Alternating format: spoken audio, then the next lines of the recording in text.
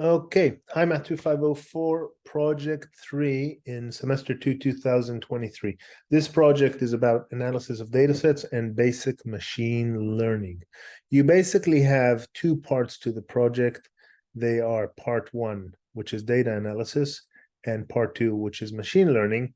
And in each part, you choose one of two options. So in part 1, you can do option 1A or option 1B. And in part 2, you can do option 2A or option 2B. So let me outline what this is about. Part 1 is all about analysis of the Melbourne house pricing data set. So that's a data set. It's a big data set, big in terms of the number of variables and columns, etc. And this is a data set available via Kaggle. All right. So that's part 1. And part 2 is machine learning. So we'll get to that in a second. Now, if you choose part 1A, what you're supposed to do is you're supposed to take this data set and then to carry out some exploratory data analysis of variables and to do some data analysis comparing separate variables, so separate columns of the data set, and to do some exploratory data analysis over time, so plotting some time series, etc. And then one for some basic linear regression. Okay, so we are not specific in the type of in exactly what we want you to do, but we actually want you to take the data set, do some analysis, present it, and that's what you need to do in option 1A. What you'll learn from this is you'll get some practice working with data frames, filtering, sorting, combining, and doing summary statistics and that type of thing, and just some basic statistics in task 1.4a. Okay, so that's this option. The second option is actually different. You'll need to do some data analysis for the second option, but here what we're asking you to do is to make a movie, an animated movie on a map of Melbourne. So say a movie over time, over the years that the data set covers, okay? And in that movie, you can present the houses sold, where they are geographically, and you have room for a lot of creativity there. It's recommended that you use Mackie.jl for that. You can use other things as well, but it needs to be a Julia package that you use, or Julia in one way or another. So you create source for this movie. Don't upload the movie to GitHub, please, because movies are big. Put the movie elsewhere, YouTube, a Dropbox link, something like that, and share the link with your submission. Okay, so these are the two things on the data analysis. Either A or B. Don't hand in both. You don't need to do both. Either or. Part 2 is of a completely different nature. So this is machine learning. And in this case, you are to deal with the MNIST dataset and its sibling dataset called Fashion MNIST. Fashion MNIST has 10 digits.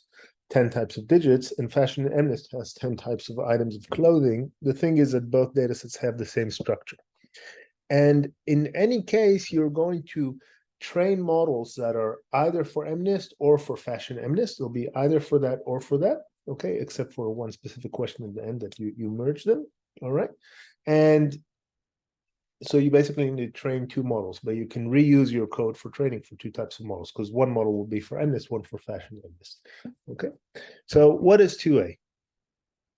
In 2A, what you're supposed to do is take the data set and actually create an alternative data set from it that has rotated images rotated into only one of four possibilities: 90 degrees, 180 degrees, 270 degrees, or no rotation. Okay, so don't treat these rotations as numerical variables, but rather as kind of four labels. Okay, and then so that's what you're supposed to do in this task if you choose 2A. All right, then in task 2A, you should use a linear classifier to determine if to train a linear classifier on your rotated images to determine what's their orientation: 0, 90, 180, or 270.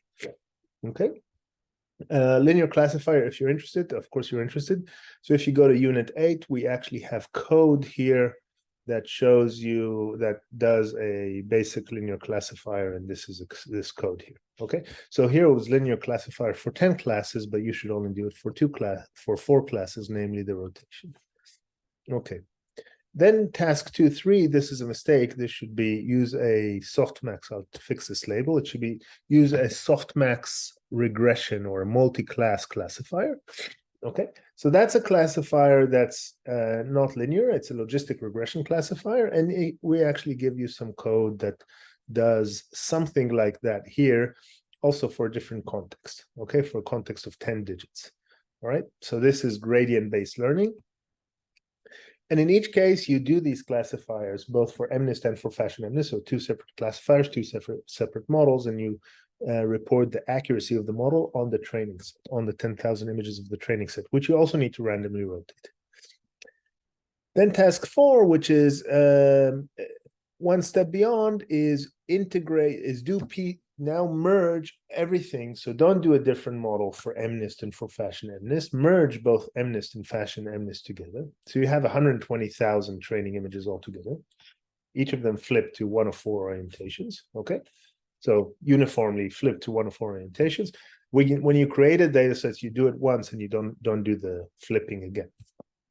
Okay, and then try to do principal component analysis. So we show an example of that in the lecture notes as well, here towards the start, where you do principal component analysis and reduce the dimension from the 28 by 28, which is 784, into, let's see, we're asking you to do it either, oh,